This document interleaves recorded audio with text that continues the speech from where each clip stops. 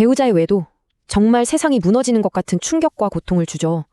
오늘은 이런 상황에서 감정에만 휩쓸릴 게 아니라 길고 지치는 소송 대신 합의라는 카드로 어떻게 이 문제를 현명하게 풀어갈 수 있을지 그 구체적인 전략을 하나하나 짚어보려고 합니다.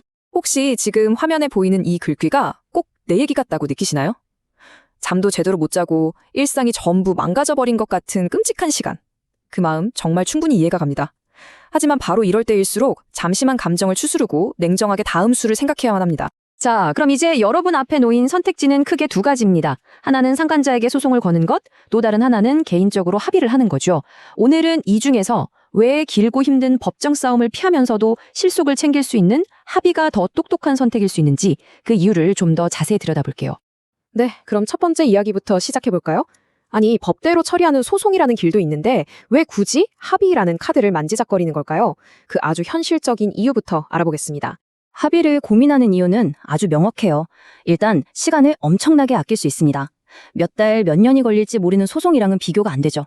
이 지긋지긋한 상황을 빨리 끝낼 수 있다는 거, 이게 정말 크고요. 그리고 무엇보다 중요한 건데요. 바로 돈 문제입니다. 소송으로 받는 위자료보다 훨씬 더 큰 금액을 받을 가능성이 열리거든요. 자, 그럼 이제 제일 중요한 부분이죠. 알겠습니다. 합의 좋은 거. 근데 어떻게 해야 이 힘든 싸움에서 내가 주도권을 가져올 수 있을까요? 지금부터 그 방법을 3단계로 딱 정리해서 알려드릴게요. 이대로만 하시면 됩니다. 성공적인 합의 딱 이 세 가지만 기억하시면 돼요.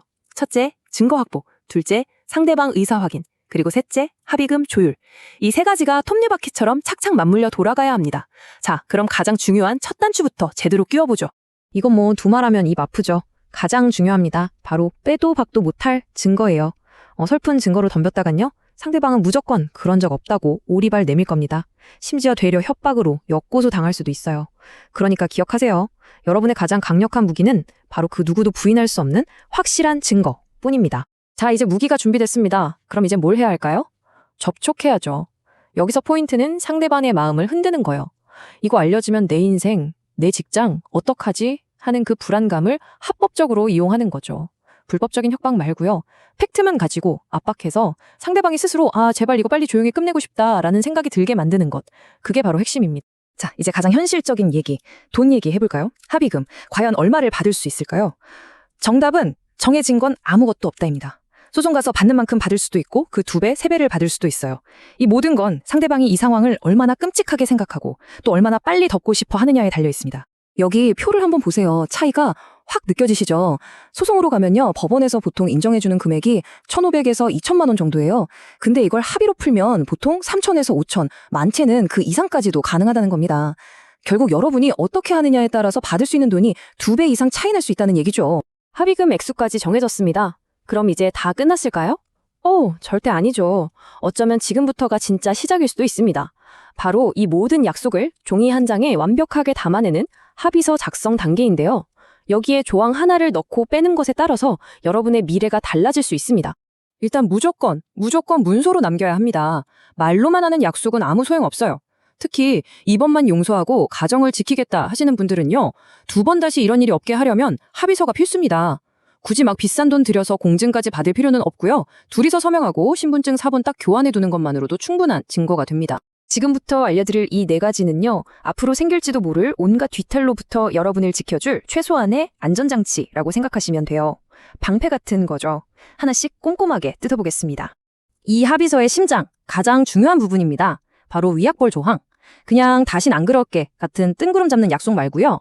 여기 보이는 것처럼 앞으로 전화, 문자, 모든 연락 한 번만 더 하면 그 한 번당 몇백만 원씩 내놔라. 이렇게 돈으로 쇠결을 박는 겁니다.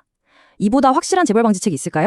자, 그리고 비밀 유지랑 부재소 합의 조항. 비밀 유지는 보통 상대방이 자기 체면 때문에 넣어달라고 하는 경우가 많은데요. 사실 나한테도 좋습니다. 쓸데없이 주변에 소문나서 좋을 거 없잖아요. 그리고 부재소 합의는 뭐냐면 자, 이 돈 받았으니까 이걸로 이 사건은 완전히 끝내는 거다. 더 이상 딴소리 하지 말자 하고 도장을 딱 찍는 거라고 보시면 돼요. 이 구상권 포기 조항. 말이 좀 어렵죠? 근데 이거 진짜 중요해요. 꼭 넣으셔야 합니다. 이게 뭐냐면요. 상간자가 나한테 위자료를 줬어요. 근데 나중에 야, 니네 배우자랑 나랑 같이 잘못한 거니까 네가 받은 돈 절반은 나한테 돌려줘 하면서 내 배우자한테 소송을 거는 진짜 황당한 일이 생길 수 있거든요. 그걸 미리 막아주는 조항입니다. 아주 중요한 안전장치죠. 자, 이제 거의 다 왔습니다. 마지막으로 정리해 볼게요. 지금까지 합의가 얼마나 좋은 방법인지 얘기했지만 이게 만능은 아니거든요. 현실적인 한계가 분명히 있습니다.